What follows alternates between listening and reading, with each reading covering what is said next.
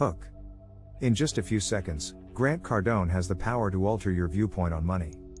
Do you think it's possible? To put it plainly, in this world, hoarding money is a larger problem than spending, he claims. He has motivated many people to change their perspective on wealth creation and begin building a life of freedom for themselves. You'll see that it's worthwhile, I assure you. Welcome to Richversity. Like, share and subscribe to this channel to achieve your way to greatness. You'll be well on your road to success if you invest in yourself. By carefully viewing this video, you can learn from Grant himself. Who is Grant Cardone? Grant Cardone is the multimillionaire CEO of Cardone Enterprises and Cardone Capital, as well as a well-known international speaker, entrepreneur, and author of the 10X Rule and 21 other top-rated business courses. He is the owner and operator of 7 privately held businesses and a portfolio of multifamily properties worth $3.6 billion. He founded the 10X Growth Movement and the 10X Growth Conference, and Forbes magazine named him the #1 marketer. Grant trains people to transcend limiting beliefs, go over outdated money misconceptions, and never accept mediocrity. He places a strong emphasis on taking charge of your finances and your life, eliminating luck from your wealth creation plan, and pursuing true financial freedom. Grant is a firm believer that we all deserve to live happy, prosperous lives. Why do we fear money so much? What money-related beliefs do you hold? What were the values that your parents upheld?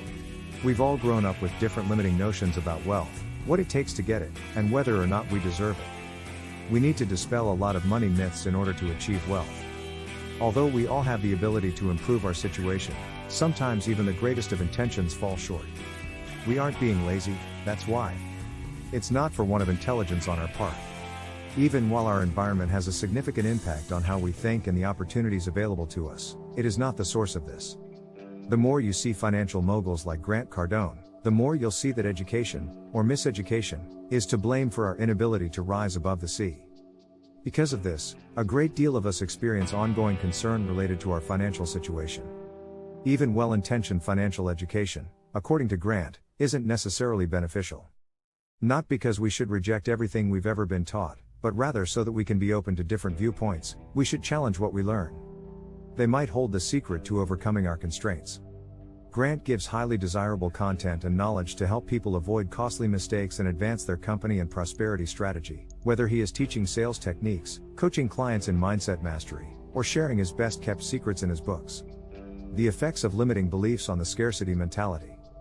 Money is the root of all evil, as you've surely heard. How do you believe having such a belief will affect your capacity to generate income? It may instill aversion or terror toward prosperity on an unconscious or conscious level. This also applies to the notions that money can't buy happiness and you have to work hard and make sacrifices to make money. One claims that money isn't really that significant, and the other compares it to a bad and painful experience. Grant Cardone is well aware of the power of limiting ideas. His life is still heavily influenced by the acute awareness of debt and scarcity that he was raised with. Without a question, Grant has worked really hard to rid himself of constricting beliefs about money. As a result, he is among the richest people the world has ever known. But the work never stops. He claims that he still double-checks the pricing on every receipt even though he can easily afford the products he purchases. I've always been afraid of money. It made me feel dreadful. I continue to examine the bill to this day. I want to know how much it costs. How much is it? I'll always ask myself. I don't care if it matters, but I'm going to ask that question. Grant Cardone. This event wasn't unique to Grant, others have also had it.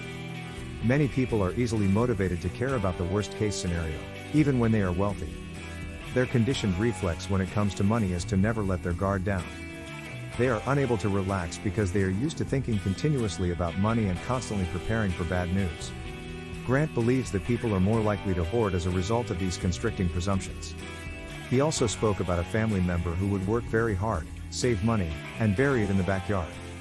Even though having money set aside for emergencies could save your life, being afraid and hoarding money are unhealthy behaviors. Not only is it needless, but it is also uncomfortable. We must make caution work for us, just as we should be cautious with our money. We have to be able to control it. He put a lot of effort into it, so when he heard he had succeeded, his father was thrilled. He said finally, "I succeeded. Now I have to defend it." He became impaled on the second piece, holding it. Emotion is what drives hoarding. It's not a sensible decision. I still find it difficult to purchase blue jeans that aren't on sale. This is silly, man, I think. The fact that I even worry about it is really foolish. I believe you need to be concerned. Though, asserts that there must be a method to flip that switch off. Grant pointed out that many citizens actually deal with the opposite issue, despite the fact that most people believe that excessive spending is the biggest problem facing Americans. People with a fear-based attitude put in a lot of effort and amass wealth. Therefore, instead of putting their money in assets that could produce passive income and appreciate over time, people choose to store their money for emergencies. Friends, remember that stress and worry are bad for our capacity for success, pleasure, and greatness. We need to achieve a balance between being realistic and prudent with our money and being willing to take risks. We won't advance if we continually take the safe route. How to shift your approach to money. Consider the limiting money myth that time is equal to money. It supports beliefs like you have to work hard to make money and I never have enough time, or money. Our culture has been shaped by these ideas. They're so embedded that Grant, a master of money, subscribed to them for the majority of his professional life. Like the majority of us, Grant bought into the idea that earning money requires a lot of work and effort. This is a component of the scarcity mentality, which makes you believe that there are little resources available and that you must merit them in order to obtain them. Plus, also, you should carefully guard all you have acquired because resources are limited in order to prevent it from evading you. Grant now instructs in a new manner. He asserted that we require more cash flow rather than additional bank savings. Knowing that we can generate cash flow gives us confidence that we can weather financial ups and downs. Cash flow can be generated by a business owner through sales and marketing.